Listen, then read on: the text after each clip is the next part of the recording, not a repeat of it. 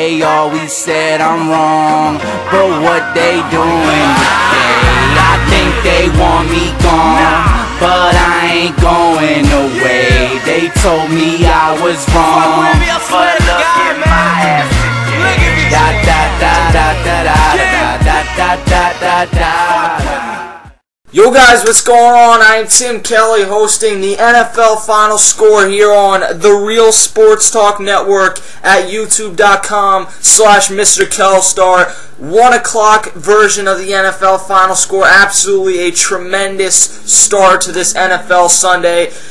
Tons of games mixed with blowouts, close calls, big missed field goals, late touchdowns, the whole 9 yards. A tremendous game. Let's start as the Bills trounce the Chiefs 35-17. C.J. Spiller kills it again, 123 yards and 2 touchdowns. C.J. Spiller, not only is he such a good weapon rushing the ball, that's something we hadn't seen early on in his career, but what he is so good at is catching balls out of the backfield. Caught another touchdown today, had 123 rushing yards. Matt Castle played a pretty solid game for the Chiefs with 301 passing yards, but they weren't able to get a ton going with the rushing game. Jamal Charles had only 6 carries for 3 yards. No one's really sure why he only got 6 carries.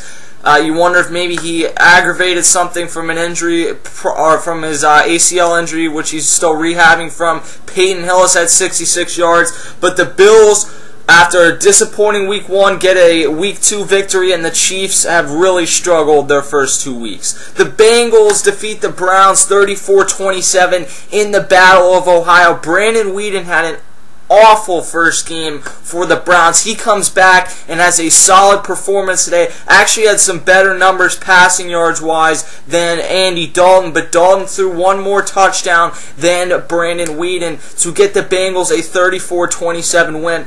I've been impressed by the Browns. First 2 weeks, they are 0-2, but they've really hung in there with the Eagles and with the Browns. And remember, I think if they have Joe Hayden today, who I believe is now suspended for 4 games, but if they have Joe Hayden today, it might have been a different outcome. The Miami Dolphins win 35-13 over the Carson Palmer-led Oakland Raiders. Palmer had a great game today, 373 passing yards, 1 touchdown, 1 interception.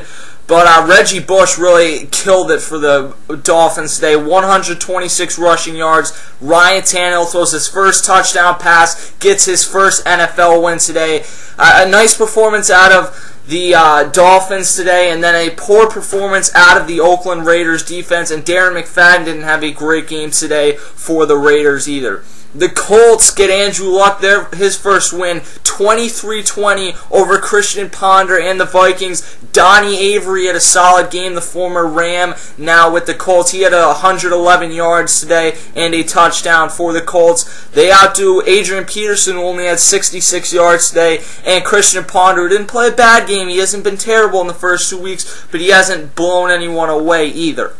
The biggest upset of the day may be the Arizona Cardinals defeating the New England Patriots. A solid defense led by Calais Campbell and Adrian Wilson comes up with a huge upset over the Patriots. The Cards D played great, as I mentioned. Kevin Cobb, I mean, he didn't light the world on fire, but he didn't play a terrible game. Beanie Wells had a solid game. And Gostowski for the Patriots, Steven Gostowski, who is usually electric, misses a chance to have a game-winning field goal.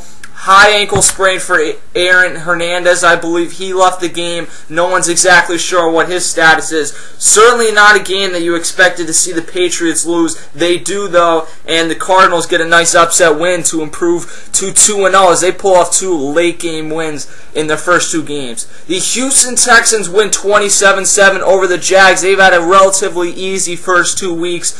Arian Foster had a solid game today, over 100 yards. Ben Tate had a touchdown. And the Jags just really, they're not a very good team. I don't think there's too much more to elaborate on, is that they're just not very good. Panthers get a 35-27 win over the Saints. Drew Brees, 325 yards, but his 2 interceptions really killed them because he cannot be turning the ball over when the defense for the Saints is playing as badly as it is. He did that today. Cam Newton got it done both in the air and on the ground today, having a solid performance. Steve Smith had a nice game. Jonathan Stewart added in a touchdown. The Saints are in trouble, and things just, it seems like the whole Bountygate thing, I think it's an extremely poor thing of the NFL to do, to allow this to almost extend into the season. They need to figure out what Jonathan Vilma, everyone's status is, get that done, figure out what's going on with the coaching staff. Joe Vitt's not going to even be back till week 6. It's just so much turmoil for the Saints. You wonder if anything's going to be able to really get going this season. It doesn't appear like this is going to be one of the years where the Saints are able to have as much success as maybe the talent on their roster indicates they should have. The Giants get a huge comeback win. They were down big early to Josh Freeman and the Buccaneers, but Eli Manning throws for 511 yards. The Giants have over 600 yards of total offense. That was second in team history today. The thing that really kept the Bucs in the game, though, was the 3 interceptions that Eli Manning threw. Fortunately, the 3 touchdowns were big, and the third one was the biggest as Victor Cruz catches a huge touchdown to give the Giants a 41-34 comeback win. They get into the win column, improve to 1-1. The final game, and probably the best game, I don't know, the Bucs and the Giants was a really good game. Cardinals and Patriots was a really good game. Even Colts and Vikings was. But the Eagles get a 24-23 win over the Baltimore Ravens. A late comeback. They're down 17-7 at halftime.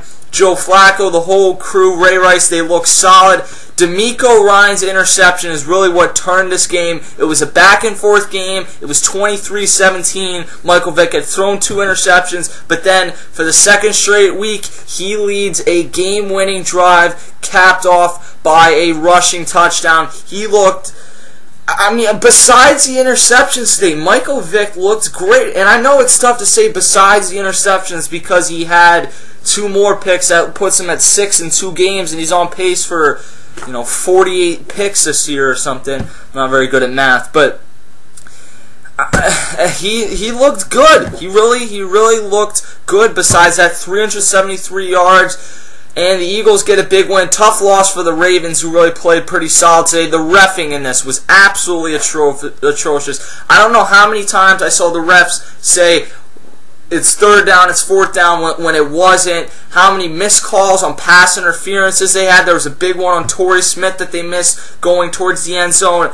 It's just both ways. Terrible officiating. One of the worst officiated, if not the worst, that I've ever seen. Certainly, I think everyone at this point is on board. Let's get these officials out of there. And let's get on to the 4:15 NFL games. I will be back with Justin Godsey to recap the 4:15 NFL games for the NFL Final Score on the Real Sports Talk Network.